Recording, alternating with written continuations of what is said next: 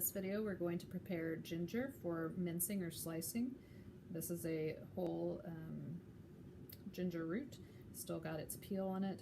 I like to get one that's fairly firm. You don't want it to have any odd colors or mold, and it will keep in the pantry or in the crisper drawer of the refrigerator for a while, as long as it doesn't get wet. I like to break off any of the large arms so that I have one piece to work with. And again, we're going to employ a paring knife, just kind of get the ends that are dried out. That's fine as long as it's not moldy. And we'll use our vegetable peeler to remove the thick husk from this. Now if you're mincing this ginger, you want to remove all of the peel so that you don't get any of that thicker portion in your food.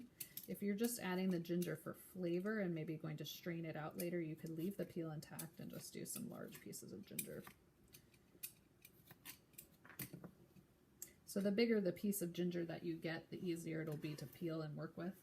They only had fairly small pieces of ginger at my store.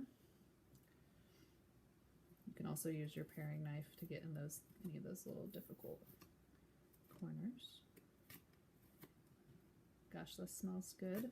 Ginger is one of those aromatics that's used very frequently in Asian cuisine, and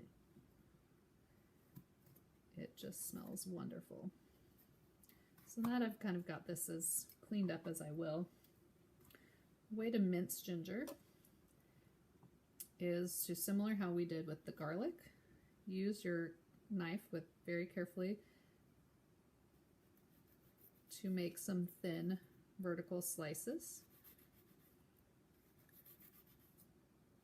And that's going to set the thickness of your mince. And then how we've done over and over again, while leaving, the ginger attached to the part that has not been sliced, you're going to make your longitudinal cuts. And so you can see how this is all separated but still attached. So then you're going to make very small cuts with your paring knife. This is very similar to how we mince the garlic. Ginger is definitely pretty fibrous, and so you're going to want those pieces to be pretty small. It's going to give a lot of flavor. Another way to prepare ginger is with a grater or a zester. You don't necessarily need to have a microplane, although it's a great kitchen tool if you're going to zest and get things really fine. This works really well with garlic and lemon and lime peels. You could also use a box grater on the small setting. You're just going to rub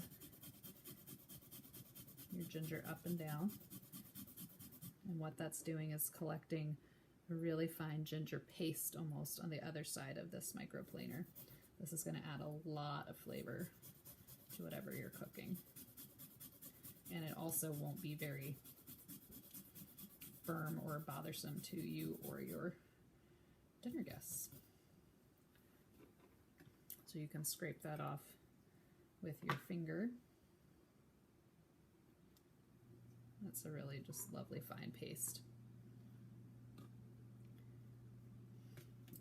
One of the other ways to prepare ginger, again, if you might be straining it out or just using it for its flavoring purposes, just to slice it in long strips. You can leave the outer peeling on. That will, show someone like this is not really food, this is flavoring. And you can stir fry that in or add to a soup to get that ginger flavor without having any of these little bits that someone might have to chew.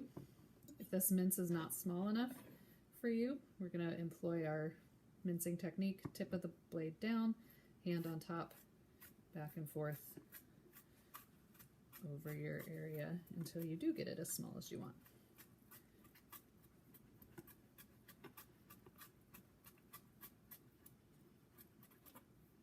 So that is how we cut and mince fresh ginger.